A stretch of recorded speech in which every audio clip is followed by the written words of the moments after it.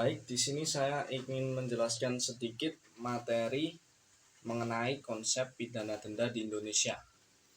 Pidana denda merupakan salah satu jenis pidana pokok di Indonesia yang diatur dalam Kitab Undang-Undang Hukum Pidana atau KUHP di dalam pasal 30 dan 31. Pidana denda merupakan salah satu bentuk pidana yang tertua dan lebih tua daripada pidana penjara dan setua pidana mati. Pidana denda terdapat pada setiap masyarakat, termasuk masyarakat primitif, walaupun bentuknya bersifat primitif juga, karena sejak zaman Majapahit sudah mengenal adanya pidana denda tersebut. Salah satu alasan adanya pidana denda adalah karena adanya keberatan terhadap pidana badan dalam waktu yang singkat. Di dalam pasal 30 KUHP disebutkan bahwa pidana denda paling sedikit Rp3,75. Jika pidana denda tidak dibayar, maka ia diganti dengan pidana kurungan.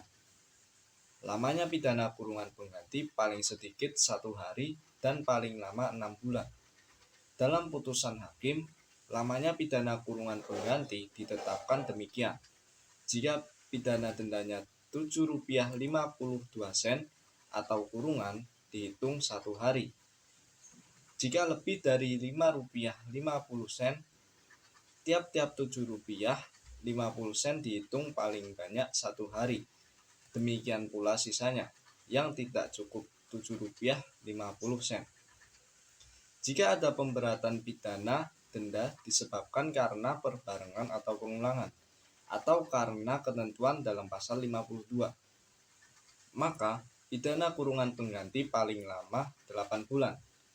Pidana kurungan pengganti sekali-kali tidak boleh lebih dari 8 bulan.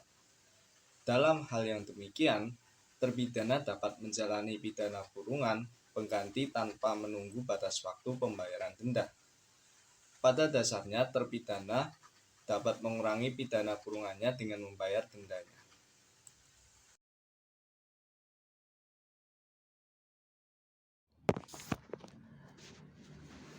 Perkenalkan, nama saya Raden Mas Faisal Diawalak Marindra. Di sini saya ingin menjelaskan tentang konsep pidana denda yang ada di Amerika Serikat.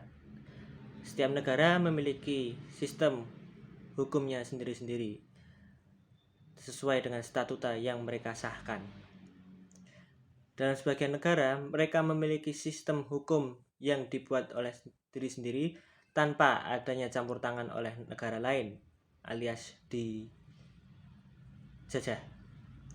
Namun, untuk negara-negara bekas jajahan seperti Indonesia dan Amerika Serikat, mereka menggunakan sistem hukum yang ada di dalam masa penjajahan sebelum adanya pembaharuan sistem hukum yang baru untuk mereka sendiri. Sebagaimana yang diketahui bahwa Amerika Serikat adalah sebagian besar negara persemakmuran Inggris yang menggunakan sistem tradisional common law yang berasal dari hukum sistem negara Inggris. Namun, hukum Amerika memiliki keunikan dari beberapa bidang. Hal ini dikarenakan sistem hukum Amerika Serikat sudah tidak lagi terikat kepada sistem hukum negara Inggris karena terjadinya revolusi kemerdekaan di negara tersebut. Berkembangnya negara Amerika Serikat menjadikan negara yang mandiri dan melepaskan diri dari sistem hukum persemakmuran Britania Raya. Dalam negeri Paman Sam ini juga ada sistem perundang-undangan seperti negara-negara lainnya. Common law merupakan salah satu sistem hukum yang ada di Amerika Serikat yang mengatur dan mencakup adanya hukum kasus. Common law merupakan badan hukum yang tidak tertulis berdasarkan presiden hukum yang diterapkan oleh pengadilan. Common law diambil dari opini dan interpretasi yang dikembangkan oleh otoritas yudisial dan juri publik. Hukum umum terkadang membuktikan inspirasi atau undang-undang baru yang akan dilakukan. Untuk pidana denda sendiri, Amerika Serikat menggunakan sistem common law untuk mengaturnya. Cara kerja pidana denda di Amerika Serikat adalah beberapa bulan setelah terdakwa dinyatakan bersalah, mereka dapat kembali ke pengadilan untuk dijatuhi hukuman. Namun, karena Amerika menggunakan sistem federal, setiap negara bagian memiliki kategori dan nominal yang berbeda-beda untuk sistem pidana denda tersebut. Sekian dari saya.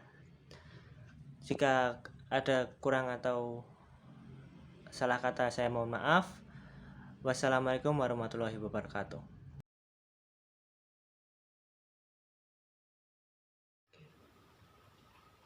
Di sini saya akan menjelaskan implementasi pidana denda di Indonesia. Implementasi atau penerapan pidana denda di Indonesia saat ini hanya merupakan sanksi alternatif semata. Aparat penegak hukum cenderung hanya menjatuhkan pidana penjara dikarenakan menurut aparat penegak hukum, pidana penjaralah yang memberikan efek jera daripada pidana denda yang hanya berupa ganti rugi berupa uang kepada korban yang harus dibayarkan oleh terdakwa atau pelaku. Menurut Dr. Suharyono, denda hanya untuk pelanggaran ringan saja, sedangkan untuk tindak pidana yang diancam dengan hukuman kurang dari 7 tahun dapat digunakan sebagai alternatif pidana kurungan. Sedangkan untuk kejahatan berat diancam dengan pidana penjara. Minimnya penjatuhan pidana denda disebabkan karena nilai besaran denda dalam KUHP tidak memadai lagi. Jumlahnya hanya kisaran puluhan hingga ratusan rupiah saja. Dalam pasal 205 KUHP sendiri diatur tindak pidana ringan dengan pemeriksaan pidana ringan adalah tindak pidana yang diancam dengan pidana penjara atau kurungan paling lama 3 bulan dan atau denda Rp7.500. Penurunan nilai mata uang itu mengakibatkan penegak hukum enggan untuk menuntut dan menjatuhkan pidana denda. Eksistensi pidana denda dalam sistem pidana di Indonesia masih dianggap sebagai sanksi sekunder bila dibandingkan dengan pidana penjara. Perbincangan tentang sanksi pidana secara langsung mengarah kepada pidana penjara. Kajian-kajian ahli pun lebih banyak yang membahas pidana penjara daripada pidana denda sebagai sanksi alternatif pidana dan pemidanaan dalam sistem hukum pidana di Indonesia. Realitas ini diperparah oleh putusan pengadilan yang menjadikan pidana penjara sebagai primadona. Hampir bisa dipastikan bahwa tiap-tiap putusan hakim selalu menempatkan pidana penjara sebagai garda terdepan dalam upaya untuk mewujudkan tujuan pemidanaan. Namun, usaha untuk meminimalisir penggunaan pidana penjara dan menjadikan pidana denda sebagai alternatif pidana mulai semakin terlihat. Pidana denda semakin banyak digunakan baik dalam perundang-undangan pidana di luar KUHP maupun dalam undang-undang administrasi negara.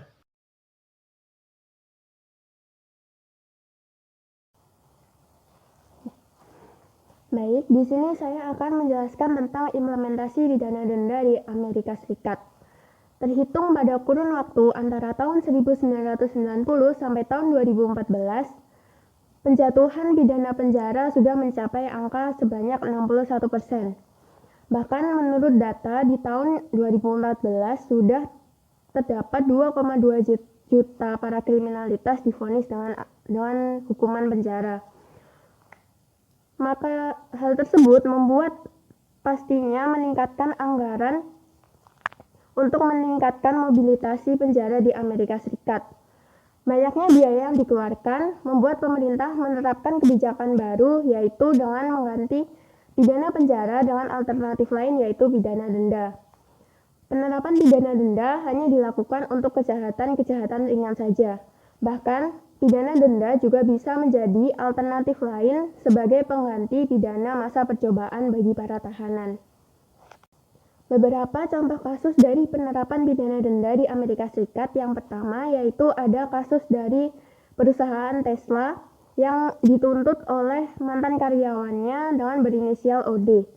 Hal ini disebabkan karena mantan karyawan tersebut menerima tindakan rasisme dari para karyawan lain. Atas dasar kasus ini, Pengadilan San Francisco menuntut perusahaan Tesla sebanyak 137 juta US dollar sebagai pengganti dan sebagai kompensasi bagi korbannya. Untuk selanjutnya yaitu kasus dari FTC atau Federal Trade Commission yang menggugat perusahaan Facebook karena kebocoran data 80 juta penggunanya. Perusahaan Facebook divonis sebanyak 5,5 miliar sebagai ganti rugi dari kebocoran data tersebut. Pidana denda di Amerika Serikat mempunyai dua tujuan. Tujuan yang pertama sebagai hukuman langsung bagi para pelanggarnya, dan tujuan kedua yaitu sebagai untuk menambah biaya untuk pengoperasian sistem pengadilan. Namun seperti halnya koin yang memiliki dua sisi, pidana denda di Amerika Serikat itu mempunyai dampak negatif, terutama dampak tersebut dirasakan bagi para masyarakat yang berada di kelas ekonomi golongan menengah ke bawah. Hal ini disebabkan karena pidana denda di Amerika Serikat tidak memandang kehidupan ekonomi para masyarakatnya, namun yang dilihat adalah besarnya kerugian yang ditimbulkan dari tindakan pidana tersebut. Sekian materi dari saya, terima kasih.